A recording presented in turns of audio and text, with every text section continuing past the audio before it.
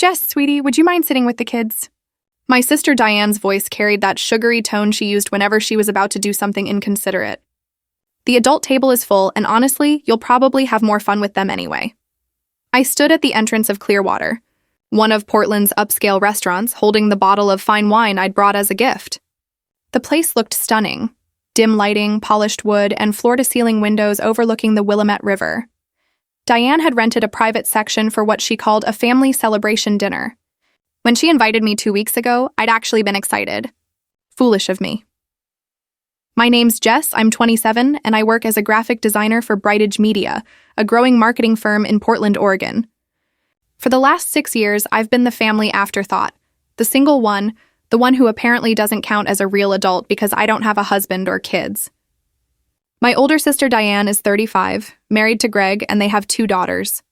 My brother Austin is 32, married to Kelly, and they have a son. Then there's me, the youngest, still treated like a teenager, even though I live on my own, pay my bills, and have a steady career. I looked past Diane toward the area she'd reserved. 2 tables. One was beautifully set with candles, wine glasses, and elegant place settings. My parents sat there already, along with Diane's husband Greg, my brother Austin, and his wife Kelly. They were laughing, sipping cocktails, looking like something out of a magazine.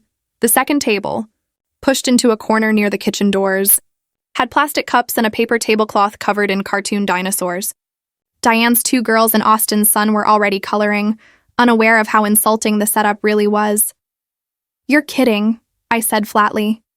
Diane's smile stiffened. "It's just easier this way. You know how it is. The kids need supervision. And you're so great with them. I'm 27, Diane. I'm not a babysitter." "Don't be dramatic," she waved a hand. "It's just one dinner. Besides, Mom and Dad want to hear about Austin's promotion, and Greg and I have exciting news to share." "Grown-up stuff. You understand?" Oh, I understood perfectly. Despite my independence and success, my family still saw me as somehow less than because I wasn't married. This wasn't about table space. It was about putting me in my place. My mother glanced over, noticed the kids' table, and looked slightly uneasy, but said nothing. She never did. My father stayed focused on his phone. Austin met my eyes and shrugged, like it was normal. Kelly actually smirked. A cold clarity settled in my chest. Not anger, just realization. "Sure," I said lightly. "No problem." Diane seemed surprised, as if she'd expected a scene. "Wonderful. I knew you'd understand. You're such a good sport, Jess." I walked over to the kids' table and set down my wine. Diane's daughters, Emma and Sophie, 6 and 8, smiled up at me. Austin's son, Tyler, 7, was coloring a purple T-Rex. "Aunt Jess, are you eating with us?" Emma asked, genuinely happy. "Looks like it, kiddo," I said, ruffling her hair. I actually liked my nieces and nephew. They were good kids. This wasn't about them. It was about principle.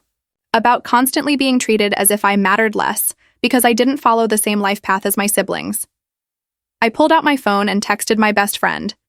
Vanessa, who worked as an event coordinator emergency, "Call me in 20 minutes with a fake crisis."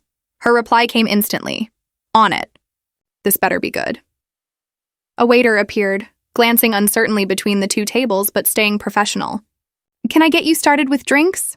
From the adult table, I heard my mother's bright laugh. Diane was already speaking animatedly, sharing whatever announcement she'd prepared. Greg had his arm around her shoulders. Austin and Kelly leaned in, clearly engaged. No one at that table looked my way. Not even once. The server waited quietly for my drink order. "Just water," I said. I won't be staying long. Growing up, I'd always been close to Diane. She was 8 years older, which had seemed like a big gap when I was younger. But during high school, she'd been protective of me. She helped with my college applications, gave advice about relationships, and often lent me her clothes. Back then, I thought our connection was genuine. That changed about 4 years ago when I turned 23 and was still single, while Diane was planning her wedding. Something in her attitude toward me shifted. Suddenly, every conversation was about when I would find someone, settle down, and give our parents grandchildren, as if my entire worth depended on being in a relationship. The kids' table came with crayons and coloring books provided by the restaurant. Emma immediately grabbed the blue crayon and began drawing what looked like a horse. Sophie asked for my help coloring a princess. Tyler ignored us, carefully filling in his dinosaur with strange color choices. From the adult table, I caught bits of conversation. My father was talking about Austin's promotion to senior project manager at Thornland Engineering. Everyone congratulated him, glasses clinking. My mother couldn't stop expressing how proud she was. I had gotten my own promotion 3 months earlier. I'd shared it in the family group chat. Diane had replied with a thumbs-up emoji. Austin said, "Cool." My parents didn't respond at all. "Aunt Jess, you're not coloring," Sophie said, nudging my arm. "Sorry, sweetheart," I replied. "I'm just thinking." "About what?" she asked. "About how much I love you guys," I said, which was true. "And how sometimes adults can be really silly," Emma laughed. "Grown-ups are silly all the time." "You're absolutely right," I smiled. The appetizers arrived. The adult table got seared scallops, beef carpaccio, and a cheese board. The kids' table got chicken fingers and fries. The server set down the basket of fries and gave me a kind look. "Enjoy," she said softly. I checked my phone. 15 minutes until Vanessa's call. I could manage that. Diane's voice rose above the low restaurant noise. "So, we wanted to tell the family first. Greg and I are expecting baby number 3. The adult table erupted with excitement. My mother squealed. My father stood to shake Greg's hand. Austin and Kelly offered warm congratulations. The server appeared with a bottle of champagne. "A toast," my father said, raising his glass, "to Diane and Greg and our growing family." From my seat at the kids' table, I watched them all drink. No one looked my way. No one asked me to join. It was as if I wasn't even there. Emma tugged at my sleeve. "What are they celebrating?" "Your mom's going to have another baby," I said, forcing a smile. "Oh." Emma thought for a second. "I wanted a puppy. Despite everything, I almost laughed. Kids had the best priorities." Tyler finally looked up from his drawing. "Can I have more ketchup?" "Sure, buddy." I waved for the server. My phone buzzed. A text from Vanessa. "Still want that call?" I looked over at the adult table.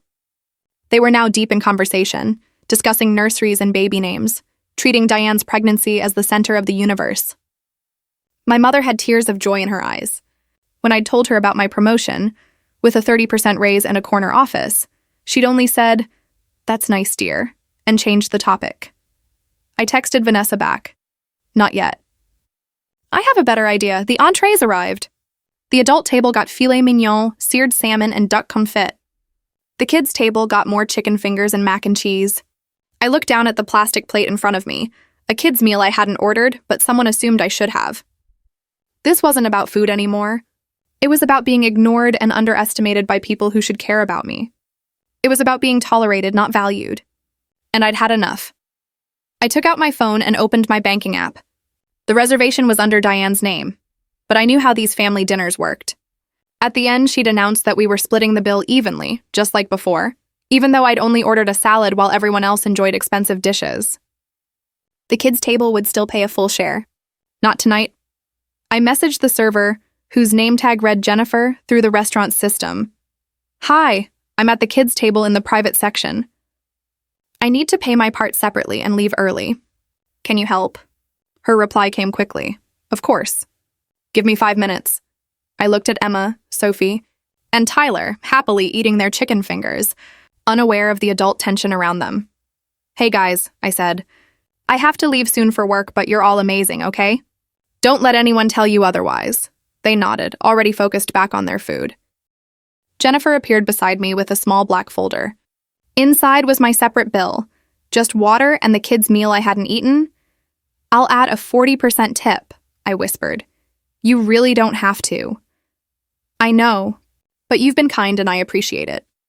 I handed her my card. While she processed it, I glanced once more at the adult table. They were laughing at something Austin had said. Kelly was showing my mother something on her phone. Diane rested her hand on her still flat stomach, glowing with that familiar, expectant happiness everyone admired so much. None of them looked at me. Not once all night, Jennifer came back with my receipt. I signed it, picked up my purse, and stood quietly. "You're leaving?" Emma asked, sounding disappointed. "I have to, sweetheart, but I'll see you soon." "Okay," she said softly. I kissed each of the 3 kids on the head, then walked out of the private dining area. I didn't glance at the adults' table. I didn't announce I was leaving. I simply walked out. The cool Portland evening brushed against my face as I stepped outside. My car was 2 blocks away. I walked slowly, breathing deeply, feeling the years of quiet disregard lift from my shoulders with every step. Before I even reached my car, my phone started buzzing. The first text came at 8:37 p.m., 12 minutes after I'd left Clearwater. Diane, where did you go? By then, I was already driving toward my apartment in the Pearl District. I glanced at the notification but didn't respond. 2 minutes later, Jess, this is really rude. We're in the middle of dinner. Mom's worried. Can you at least say you're okay? I turned up the radio. An old Fleetwood Mac song was playing, something about going your own way. How fitting. By the time I parked in my building's garage, there were 11 unread messages. I took the elevator up, unlocked my door, and sat on the couch before finally reading them. Diane had sent 7 texts, shifting from confusion to annoyance, then to genuine panic. My mother sent 3 versions of "Please call us." Austin sent one, "Austin, what's your problem?" What was my problem? Where would I even start? I opened a bottle of wine, the good one I saved for celebrating new clients, and poured myself a full glass. Then I wrote one short reply in the family group chat. I'm fine. I left because I had actual adult matters to handle. Enjoy your dinner. Then I powered off my phone and put it away. The next morning, I woke up to 43 new messages, 6 missed calls, and 2 voicemails. I made coffee, took a long shower, and only then started reading them. Most were from Diane. The pattern was fascinating. Anger, then confusion, then distress. Diane, 9:15 p.m. I can't believe you just left. Do you know how embarrassing that was? 9:47 p.m. You could have at least said goodbye. I thought something happened. 10:23 p.m. Mom's upset. She thinks you're mad. 8 p.m. Are you seriously ignoring me? 11:52 p.m. Okay, I'm worried now. Please just respond. 33 a.m. Jess, I'm sorry if I upset you. I don't know what happened. Please call me. The voicemails were even more telling. The first was from my mother, her voice tight with that practiced blend of worry and judgment. Jessica Marie, I don't know what's gotten into you, but walking out on a family dinner without a word is unacceptable. Your sister is very hurt. Call me back immediately. The second was from Diane, her voice shaky from crying. Jess, I don't understand what I did wrong. We were having a nice dinner and you just disappeared. I'm really worried. Please call me. I love you. I sipped my coffee and felt nothing. No guilt, no regret, no urge to make things right. Just a calm, certain sense of boundaries finally being respected. Then I called Vanessa. So? She asked immediately. How did it go? Did you use the fake emergency? I didn't need to, I said. I just left. You what? I told her everything, the kids' table, the plastic cups, the chicken fingers while they had filet mignon, the pregnancy toast I wasn't included in, the way they acted like I wasn't even there. Vanessa was silent for a moment. Then she said, Wow, Jess, that's awful. I know. No, I mean, I knew they could be dismissive, but this? They actually sat you at the kids' table with dinosaur placemats? What are you going to do now? She asked. I don't know yet, I admitted. But I'm not apologizing. Good. Don't. They owe you the apology. We talked for another hour. Vanessa, bless her, was ready to drive to my parents' house herself. I calmed her down, but it felt good knowing someone finally understood how wrong it all was. After we hung up, I sent one last message to the family group chat. I told myself I was fine. I just needed some space. I'd reach out when I was ready. Then I muted the conversation. The rest of Saturday, I spent deep cleaning my apartment and updating my portfolio. My phone kept lighting up with messages, but I ignored them all. I wasn't ready to respond yet. I needed time to think. Sunday morning, I stopped by my favorite coffee shop in the Alberta Arts District and ran into someone I hadn't seen since college. Her name was Patricia, and she now worked in PR at Chloe & Media, one of Portland's top advertising agencies. Jess, she said, giving me a hug. I was just thinking about you. Are you still at Bright Ridge? I am. I'm a senior designer now, I replied. Congratulations. Listen, this might be bad timing, but we're looking for a creative director. The pay is amazing and the benefits are great. Would you be interested? Would I be interested in a position that could double my salary and give me real creative control? In a role that would finally make it hard for my family to dismiss my career as just design? Send me the details, I said. Patricia smiled. I'll email you tomorrow. Fair warning, the interview process is tough, but I think you'd be perfect. We chatted for a few minutes, exchanged numbers, and went our separate ways. As I walked home, I felt like the universe had just handed me an opportunity I hadn't even known I was waiting for.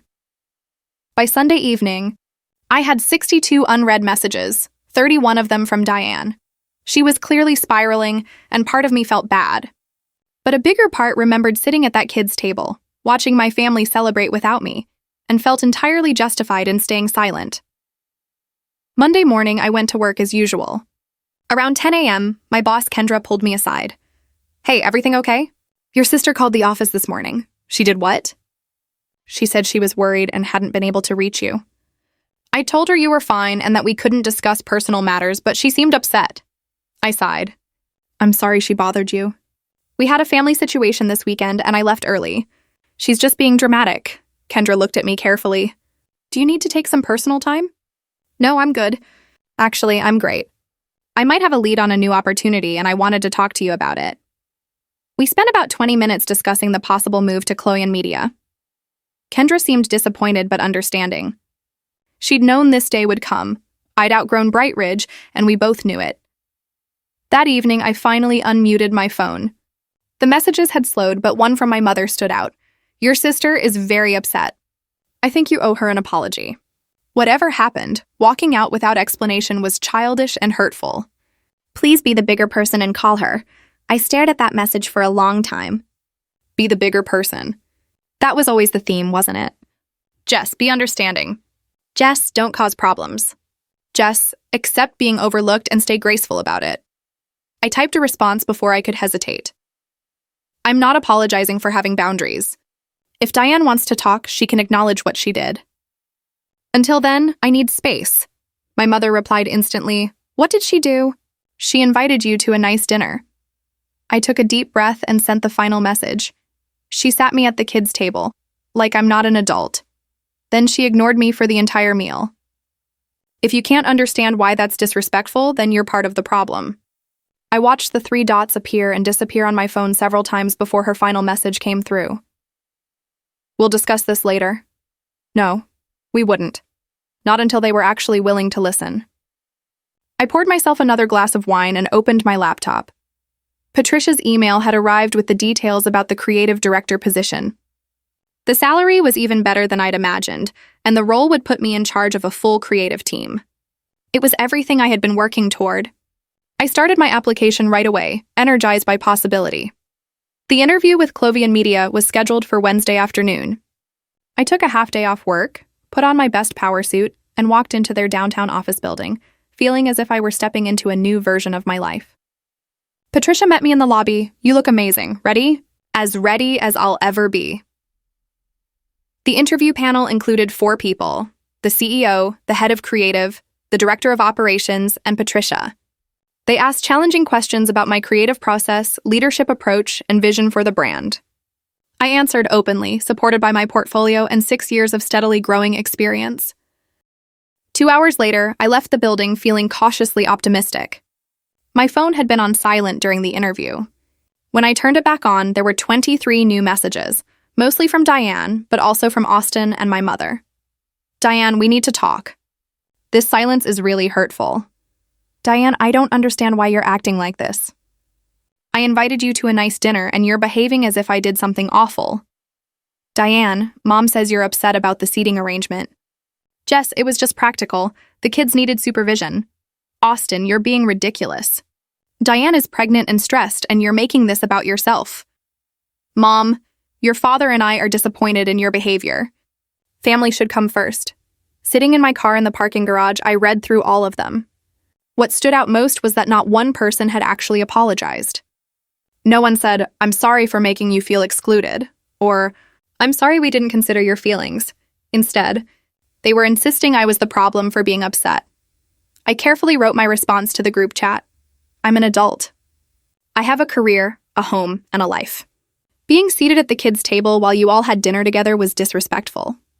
Until someone can acknowledge that, I don't see the point in continuing this conversation. Austin replied within seconds. "You're 27 and single. You don't have kids. Where did you expect to sit?" There it was. the truth they'd avoided saying out loud. To them, I wasn't really an adult because I wasn't married with children. My career didn't count. My independence didn't matter. My feelings didn't matter. I typed back, "Thanks for clarifying that you don't see me as a real adult." That explains a lot. Austin, don't twist my words. I'm not twisting anything. You literally just said my life choices make me less deserving of respect than you and Diane. Diane joined in. That's not what he meant, and you know it. You're being overly sensitive. Then my mother added, "This is getting out of hand." Everyone calm down. I turned my phone off again and drove home. I was done trying to make them understand. They either got it or they didn't, and clearly they didn't. Thursday morning, Patricia called me. "The team loved you. They want to make an offer." My heart skipped. Seriously? Seriously. Can you come in tomorrow to discuss details? Absolutely. I walked into work that day feeling lighter than I had in weeks. Kendra noticed right away. "Good news?" she asked. "Potentially great news." "I'll know more tomorrow." "I'm happy for you, Jess. You deserve it." That evening, I met Vanessa for dinner at a Thai restaurant in Southeast Portland. I told her about the job offer and she nearly screamed with excitement. "This is amazing." "When do you start?" "I don't have the official offer yet," I laughed. "But probably in a few weeks, if I accept." "If?" "What do you mean if?" "I'm just being cautious." Vanessa gave me a look. "This isn't about the job. This is about your family making you doubt yourself." She was right. Part of me was still waiting for them to somehow ruin it, to make it seem smaller or less important than Austin's promotion or Diane's pregnancy. "They haven't even asked how I'm doing," I said quietly. It's been 4 days since that dinner, and not one of them has checked if I'm okay or if something's happening in my life. They're just upset that I left. Because they're selfish, Vanessa said bluntly. "You know what? Forget them. Take the job, make great money, and live your best life."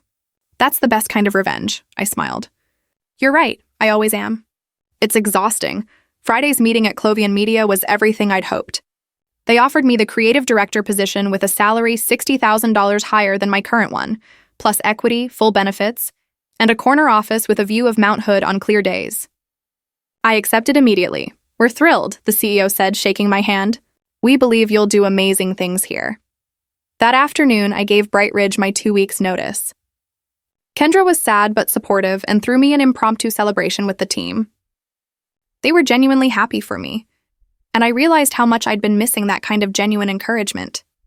That evening, I posted a simple update on social media, excited to share that I'll be joining Clovian Media as their new creative director. Grateful for this opportunity and ready for the next chapter. The post gained traction quickly.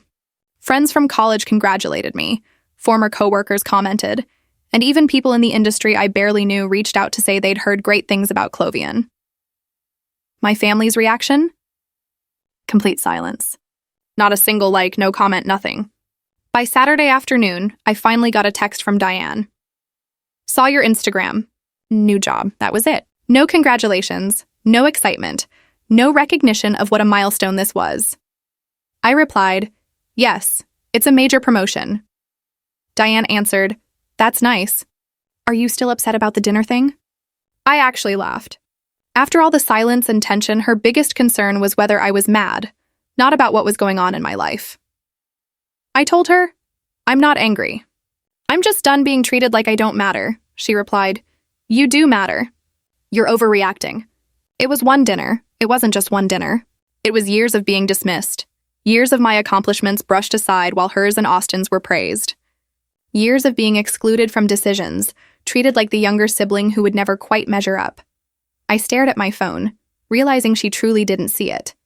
"Never mind," I finally typed. "Congratulations on the baby." I didn't wait for a reply. I had packing to do anyway. My lease was ending in 2 months, and I'd been thinking of moving to a better place in the Pearl District. With my new salary, I could finally afford one of those modern condos I'd been eyeing. Sunday morning, my mother called. I almost ignored it, but decided to answer. "Hi, Mom." "Jessica," she said coldly. "Your sister is very upset.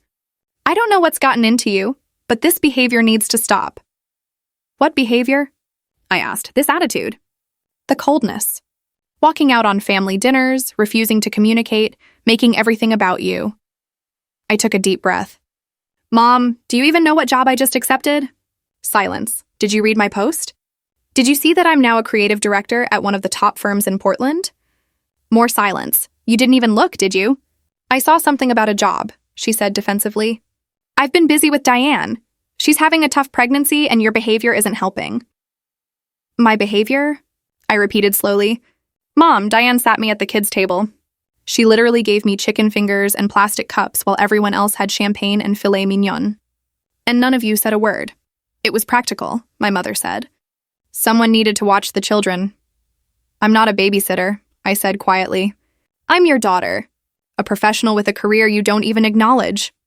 Don't you dare speak to me that way, she snapped. I'm your mother. Then act like it, I said. Act like you're proud of me. Act like my life matters as much as Diane's or Austin's. Act like I'm more than free childcare. You're being selfish. No. Mom, I said, I'm finally being honest. I hung up before she could respond. My hands were shaking. I'd never spoken to her like that before. A part of me felt guilty, but a larger part felt free. The next 2 weeks passed in a blur, finishing projects at Bright Ridge, apartment hunting, and starting onboarding at Cloyan Media. I found a beautiful one-bedroom condo in the Pearl District with floor-to-ceiling windows and a balcony overlooking the city. The rent was higher than my last place, but my new salary easily covered it. My family stayed mostly silent, with the occasional passive-aggressive text. Diane shared pregnancy updates in the family chat like nothing had happened. Austin posted about his son's soccer games. My parents shared restaurant tips and vacation plans. No one mentioned my promotion. No one asked about my move. It was as if I'd become invisible in my own family. Part of me wanted to walk away entirely. But another part, the one that remembered holidays and childhood laughter, still hoped they'd come around. That hope ended on a Tuesday afternoon. 3 weeks after the dinner, I was settling into my new office when I got a call from an unknown number. I almost didn't answer but decided to. Is this Jessica? Yes, who's calling? This is Teresa from Clearwater Restaurant. I'm calling about an unpaid bill from your party on September 9th. My stomach dropped. I'm sorry, what? There's an outstanding balance of $843 for the private dining reservation under Diane Harris. The card we had on file was declined, and she listed you as an alternate contact. She listed me? I said slowly. She indicated the cost would be split. When we couldn't reach her, we tried the other numbers she provided. I paid my portion that night, I said carefully. I settled my bill with my server before I left. One moment, Teresa said, typing. Yes, I see your payment of $30 plus tip, but the full party bill is still unpaid. That's not my problem, I said firmly. I paid for what I ordered. Whatever arrangement Diane made with the rest of the family is between them and you. I understand, she said quietly. But she did list you as a contact. I left that dinner early because I knew she'd try to split the bill unfairly. I paid for my share. The rest isn't my responsibility. You'll need to reach out to Diane, Austin, Greg, Kelly, and my parents. Their numbers should already be in your system. There was a pause. I see. Thank you for clarifying. I apologize for the misunderstanding. After hanging up, I stared at my computer screen, frustration rising inside me. Diane had not only seated me at the kids' table and ignored me all night, but she'd also tried to make me pay for a dinner I hadn't even stayed for, an $800 bill. I opened the family group chat and typed, "Just got a call from Clearwater about an unpaid bill."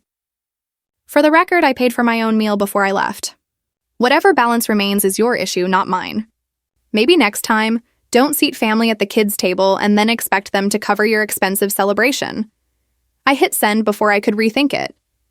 The responses came quickly. Austin. Are you seriously refusing to help pay for a family dinner? Me, I'm refusing to pay for a dinner I wasn't really part of.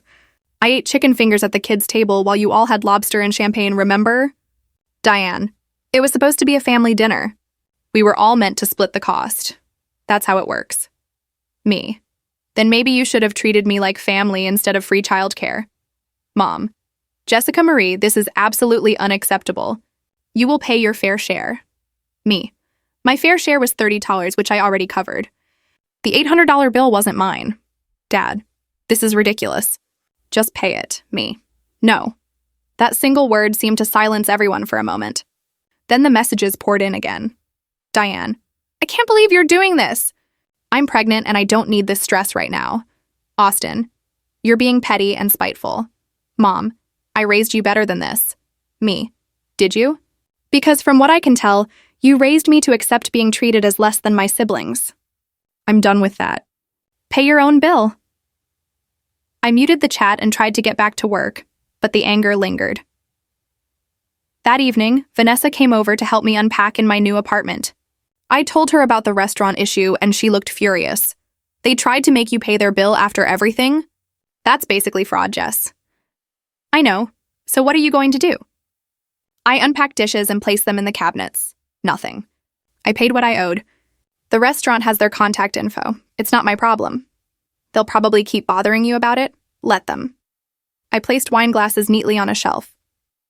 I'm not backing down. Not this time. Vanessa was quiet for a while. I'm proud of you. You know that? I looked at her, the friend who had stood by me through every family conflict and doubt. Thank you for being here, I said. Always. We spent the rest of the night unpacking and ordering pizza. My phone kept buzzing with messages from the family chat, but I ignored them. The next morning, I woke up to an email from Diane, a real email, as if texts weren't formal enough for her. The subject line read, "We need to talk." I opened it while sipping my coffee. Jess, I don't understand what's happening with you. You've become someone I barely recognize. The sister I knew wouldn't abandon her family over something so minor. I was trying to celebrate and include you, and you turned it into unnecessary drama. Now you're refusing to help with basic expenses. Mom and Dad are even considering removing you from the will. Austin thinks you need therapy. I'm just sad. Sad that my little sister has become distant and selfish. I hope you figure out what's going on before you lose us completely. We love you, but we can't keep excusing your behavior. Please think about what you're doing. Love, Diane. I read your message 3 times. Each time the guilt faded and my mind grew clearer. They truly believed I was the issue. That standing up for myself was selfish. That saying no to paying for their dinner was abandonment. They had no idea what I'd really been planning. I'd been thinking about Thanksgiving for weeks. It was 6 weeks away, and as usual, my family would gather at my parents' house in Beaverton. My mother always made it a grand event, inviting relatives, cooking for days, acting as if Martha Stewart had blessed her turkey recipe. I always helped, arrived early to prepare, stayed late to clean, and endured her subtle remarks about how I should have brought a date, found someone by now, or valued family more than my career, but this year I wasn't going. The decision had been forming since that disastrous dinner, and Diane's email confirmed it. If they couldn't respect me, they didn't deserve my time. I called my mother Thursday evening. She answered instantly. Jessica, have you thought about what Diane said? I have, I said. That's why I'm calling. I wanted to let you know I won't be coming to Thanksgiving this year. Silence. Then, what do you mean you won't be coming? I mean, I'm making other plans. I won't be there. Don't be ridiculous. You always come to Thanksgiving. Not this year. Jessica, this is family tradition. You can't skip it because you're upset. I'm not upset, Mom. I'm setting a boundary. I don't feel valued or respected by this family, and I won't keep showing up to be treated like I don't matter. You're exaggerating, she said. Am I? Tell me, when was the last time anyone asked about my new job? When did anyone congratulate me on my promotion? When did anyone treat my achievements with the same excitement as Diane's pregnancy or Austin's career? She went quiet. That's what I thought, I said. So no, I won't be there. Enjoy the holiday without me. Your father will be very upset. Then maybe Dad should have said something when Diane sat me at the kids' table. Maybe he should have noticed I was being excluded and spoken up. But he didn't. None of you did. We didn't think it was that serious. That's the problem, Mom. You didn't think. You never think about how your actions affect me. You just assume I'll always show up, always help, always accept whatever attention you decide to give. That's not fair, she said. Then prove me wrong. Tell me what my new job title is. Silence again. You don't know, do you? Because you never asked. You didn't care to? So no, I won't be at Thanksgiving. Have a nice holiday, I hung up before she could respond. My hands trembled, but I felt lighter than I had in weeks. I'd done it. Finally. 20 minutes later, Vanessa called. I just saw your Instagram story. Thanksgiving in Hawaii? Are you serious? I'd posted a picture of my flight confirmation. Completely serious. I'm going to Maui for a week. Solo trip, beach, peace, and no family drama. You're my hero. I'm just done waiting for them to change. They won't, so I'm moving on. Good for you. Really. The family group chat blew up over the next few days. My mother had told everyone I wasn't coming, and everyone had opinions. Diane, you're skipping Thanksgiving over a seating issue? Austin, this is childish. Grow up, Dad. Your mother is very hurt. I hope you're happy. Aunts and uncles chimed in too, most taking my parents' side. Only my cousin Bethany, always the family's black sheep, messaged me privately. Good for you. They've treated you terribly for years. Enjoy Hawaii, I replied, thank you. That means a lot. The weeks before Thanksgiving were calm. I focused on work, impressed my team with creative ideas, and built real connections with people who valued my input. I even started dating someone from a work event. Nothing serious, but it felt good to be appreciated. I joined a pottery class on Tuesdays and reconnected with college friends. I built a life that felt full, independent, and mine. Family messages still came, but they were easier to ignore. Diane sent pregnancy updates I didn't answer. Austin posted family pictures I didn't like. My mother forwarded articles about the importance of family. I archived them all and moved on. 3 days before Thanksgiving, I got a call from an unknown number. Out of curiosity, I picked up. Is this Jessica? Yes, who's this? This is Greg, Diane's husband. We haven't really spoken before, but I wanted to reach out. Immediately, I was cautious. Okay. Look, I know there's been some family tension. Diane has told me about it, but honestly, I think you're right. I almost dropped my phone. What? The dinner thing. The kids' table. It wasn't okay. I told Diane that at the time, but she didn't want to listen. She's used to getting her way and doesn't always notice when she's being unfair. So why are you calling me? Because Thanksgiving's in 3 days and Diane's miserable. She won't admit it, but she misses you. She's been crying about it. I'm sorry she's upset, I said flatly, but I'm not changing my plans.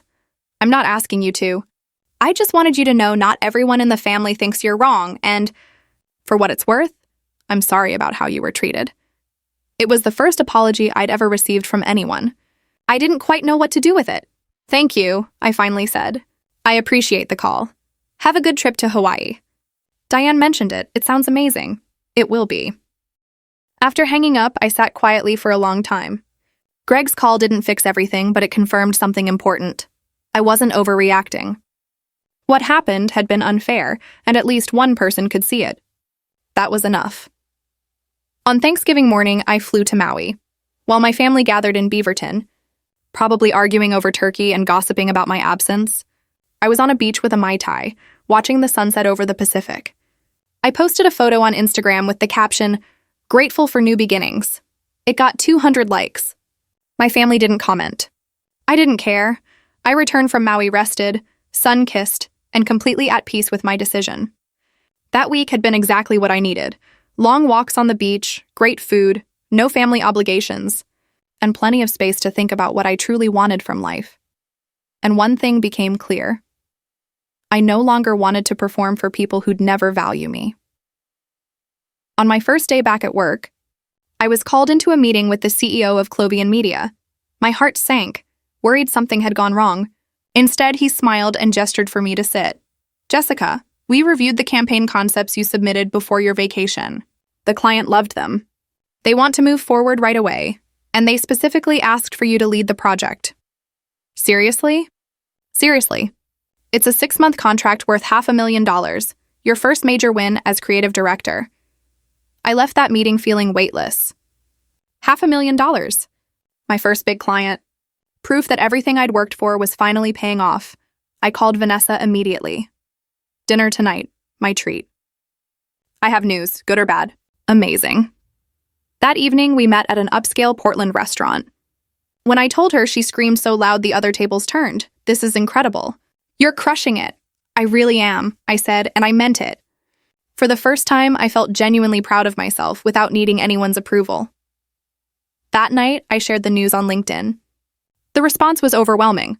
Colleagues, old contacts, even acquaintances congratulated me. The post was shared multiple times. My family's accounts stayed silent. The next morning, I got a text from Diane. Just one line. "Saw your LinkedIn. Congrats, I guess. I guess. Two words that perfectly captured how my family had always treated my accomplishments. As nice, but never important. I didn't respond. December came with Portland's usual gray rain and holiday chaos. The city glowed with lights and decorations. From my condo balcony, I watched the downtown Christmas tree lighting with a glass of wine, and zero regrets. My mother called on December 5th. I let it go to voicemail. She called again the next day and the next. On the fourth call, I finally picked up. Mom, Jessica, thank God, I've been trying to reach you for days. I've been busy with work. Too busy for your mother? I ignored the guilt trip. What do you need? We need to talk about Christmas. Your father and I want you there. Diane wants you there. Even Austin says he misses you. That's nice. So, you'll come? I didn't say that. Jessica, Mom, has anyone in this family actually apologized to me? Has anyone acknowledged that seating me at the kids' table was disrespectful? Has anyone congratulated me on my new job, or even asked how I'm doing? Silence, that's what I figured. So no, I won't be coming for Christmas either. I'll actually be spending it with Vanessa's family. They invited me, and I accepted. You're choosing strangers over your own family? I'm choosing people who treat me with respect over those who don't. That's not the same thing. Your father will be devastated. Then maybe Dad should call me himself, instead of asking you to do it. I ended the call before she could try to guilt me any further. Vanessa's invitation had been sincere. Her parents lived in Seattle, and she'd casually mentioned that I was welcome to join them for Christmas. When I said yes, she was genuinely thrilled. My mom already loves you from everything I've told her, she said. It's going to be great. The family group chat had been mostly quiet since Thanksgiving, but my conversation with my mother seemed to stir things up again. Diane, you're really not coming for Christmas? What about the kids? They want to see their aunt. The kids can call me anytime. They have my number. Austin, this is getting ridiculous. You're punishing everyone because your feelings got hurt. I'm not punishing anyone. I'm simply deciding where to invest my time and energy. There's a difference. Dad, your mother says you're spending Christmas with strangers. That's unacceptable. I'm spending Christmas with people who actually want me there. That sounds perfectly acceptable to me. I muted the chat again and returned to work. By mid-December, my company hosted its annual holiday party, a formal event at a downtown hotel. I wore an emerald green dress I'd bought especially for the occasion and felt genuinely excited to attend. Patricia spotted me at the bar. You look incredible. And word around the office is that your campaign's already exceeding projections. It's going well, I admitted. Better than well. The CEO's talking about fast-tracking you for partner consideration. Partner? Already? You're bringing in major clients and leading your team brilliantly. Why not? I floated through the rest of the evening on a mix of champagne and possibility. Several colleagues mentioned seeing my recent LinkedIn posts and said they were impressed. The head of creative even pulled me aside, saying I was exactly the kind of talent they'd hoped to bring in. I snapped a selfie at the party and posted it on Instagram with the caption, "Celebrating an incredible year with incredible people." Within minutes, the likes and comments rolled in. Friends from college, former coworkers, even people from my pottery class commented that I looked happy and radiant. My family, however, stayed silent. The next morning, I woke up to a long message from Diane. I saw your party photos. You look happy. Happier than I've seen you in a long time. I've been thinking a lot about everything that's happened. Greg keeps telling me I need to really listen to what you've been saying. I'm not great at admitting when I'm wrong, but maybe I was wrong about that dinner. Maybe I didn't consider how it made you feel. I'm sorry if I hurt you. Can we please talk? I stared at her message for a while. It was the closest thing to a real apology I'd ever received. Yet something about it still felt incomplete. Sorry. If I hurt you wasn't the same as, I'm sorry I hurt you. It left room for doubt as, if maybe I'd been the one who overreacted. I showed the message to, Vanessa over coffee. What do you think? I asked. I think it's a good start, but it's still not enough. She's putting conditions on the apology. That's what I thought too, I said. What are you going to do? I took a sip of my latte, thinking it through. I'm going to tell her the truth. I carefully composed my response, making sure to say exactly what I meant. Diane, I appreciate you reaching out. But you need to understand something. This isn't about one dinner. It's about years of feeling like I matter less than You and Austin because I'm not married or raising kids. It's about my achievements being overlooked while yours are celebrated. It's about being expected to show up, contribute, and support without receiving the same in return. The dinner was just the point where I finally saw how unbalanced everything has been. I'm not asking for an apology that includes if or maybe. I need you to understand that you hurt me, not that you might have. Until you can see that, there's no reason to keep talking. I hit send before I could second guess myself. Her reply came 3 hours later. You're right. I did hurt you. I've been dismissive of your choices in your life. Part of me was jealous. You have freedom and career success, while I tied myself down early. I love my family, but sometimes I wonder what I could have achieved if I'd focused on work like you did. So, I minimized your success because it was easier than admitting I might have chosen differently. That wasn't fair to you, and I'm sorry. Truly sorry. Not if, not maybe. I hurt you, and I'm sorry. I read it 5 times. Vanessa leaned over my shoulder. Wow, she said quietly. That's genuine. It was. I could feel the difference. This apology was real, honest, open, and specific. I called Diane. She answered right away. Jess, I got your message. Thank you for being honest. I should have been honest a long time ago. Her voice trembled slightly. I've been talking to Greg about all this. He helped me realize how unfair we've been to you. He said you called him out at the dinner about the kids' table and he agreed but stayed silent to avoid conflict. He called me before Thanksgiving and apologized. I know, I said. He told me. I was upset at first, she continued, but then I realized he was right. We were wrong. We talked for almost an hour, really talked. For the first time in years. She asked about my new job, my condo, my trip to Hawaii. She listened when I explained how excluded I'd felt at family gatherings. She admitted she'd been so absorbed in her own life that she'd stopped seeing me as a whole person. What about Mom and Dad? I asked finally. And Austin? Austin's being stubborn. He thinks you're overreacting. Mom and Dad are confused. They don't understand why you're so upset. Do they want to understand? I think so, she said. But they're from a different generation. To them, marriage and kids define adulthood. And they don't realize how that invalidates your accomplishments. It matters because it makes everything I've achieved feel invisible. I understand now, she said. I'll talk to them. I'll help them see it differently. When we hung up, I felt something shift. Not full forgiveness, but the start of it. The door wasn't open yet, but it wasn't shut anymore either. Christmas at Vanessa's family home in Seattle was exactly what I needed. Her parents were warm and welcoming. Her younger brother was funny and kind. No one asked when I was getting married or having kids. They asked about my work, my travels, my interests. They treated me like a complete person.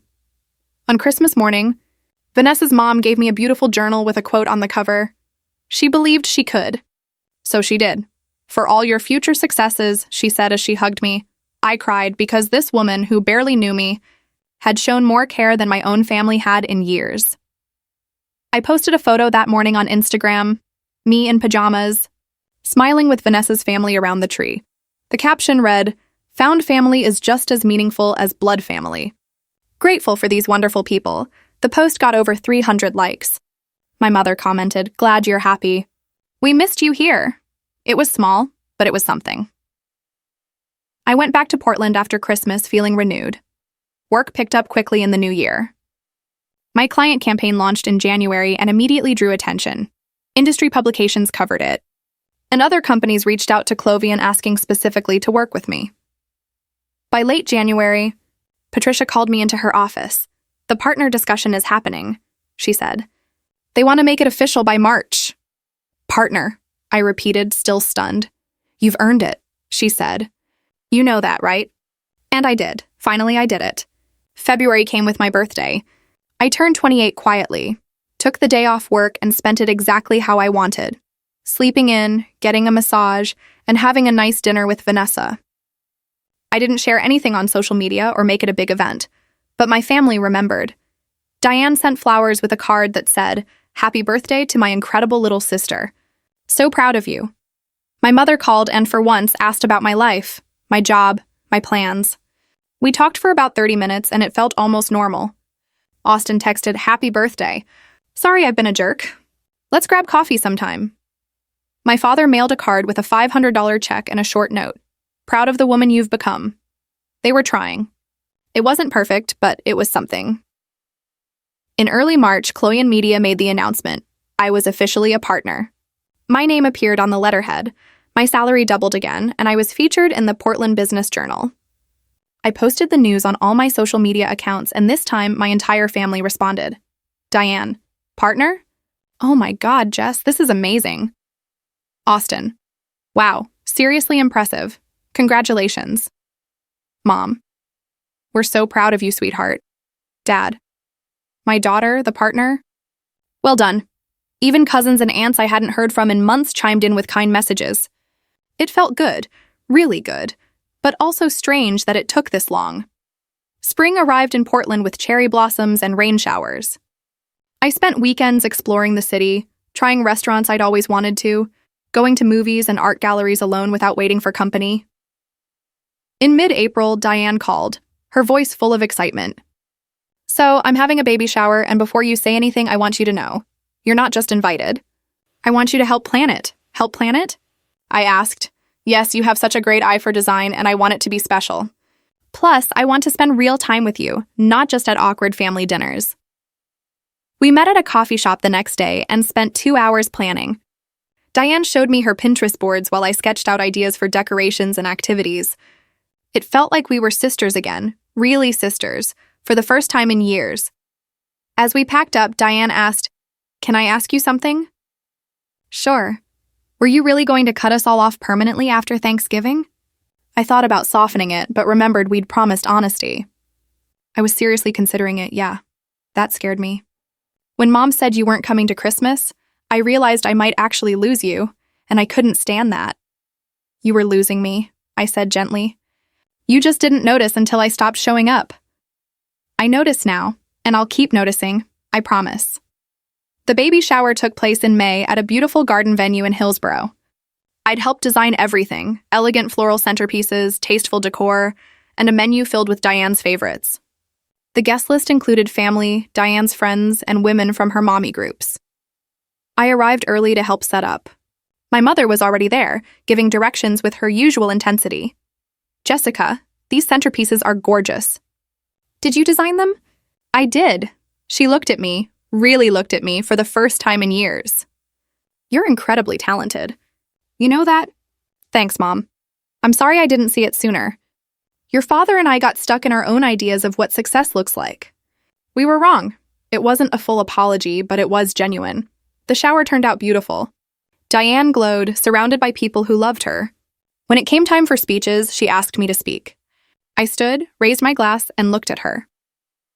When Diane asked me to help plan this shower, I'll admit I was hesitant. We've had a tough year, but working on this together reminded me of who we were. Two sisters who actually liked each other. Diane, I'm proud of you. I'm proud of the mother you are and the one you'll be to this new baby. And I'm grateful that we're finding our way back to each other. Everyone raised their glasses. Diane was crying. So was my mother. Afterward, as we cleaned up, Austin came over. Hey, got a minute? We walked to a quiet corner of the garden. I owe you an apology, he said. A real one. I was a jerk about everything, the dinner, the texts, all of it. I didn't understand why you were upset, and instead of trying, I just got defensive. Why? I asked. Honestly? Because Kelly pointed out I do the same thing to her.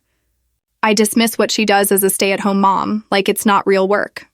Watching you stand up for yourself made me realize I need to do better for my own family. That's big of you to admit. I'm working on it. Kelly and I started couples therapy. Trying to fix things? Good.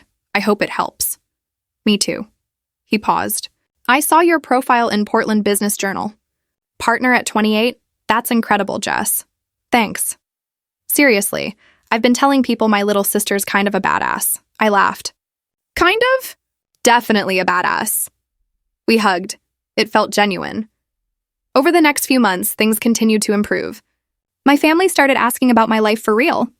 They celebrated when I brought in a new client, congratulated me when I was featured in another publication, but the biggest thing I learned was this. I didn't need their validation to know my worth. Diane had her baby in July, a healthy boy named Christopher.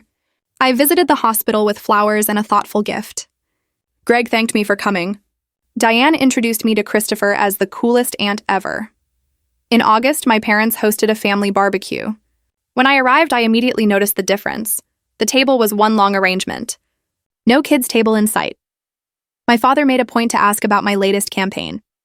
My mother showed real interest in my dating life, but without pushing me toward marriage. We enjoyed grilled salmon and roasted vegetables together. We laughed over old family memories and took a few photos. It wasn't perfect. There were still brief moments of tension, familiar habits trying to resurface, but it was better. Much better. As the evening came to an end, Diane pulled me aside. "Thank you for not giving up on us," she said softly. "Thank you for finally listening." Then she added, "I was thinking, what if we did something different this Christmas? What if you helped plan it? Maybe make it feel like everyone truly matters." "I'd like that," I said. September brought another milestone. I was invited to speak on a panel at a national marketing conference.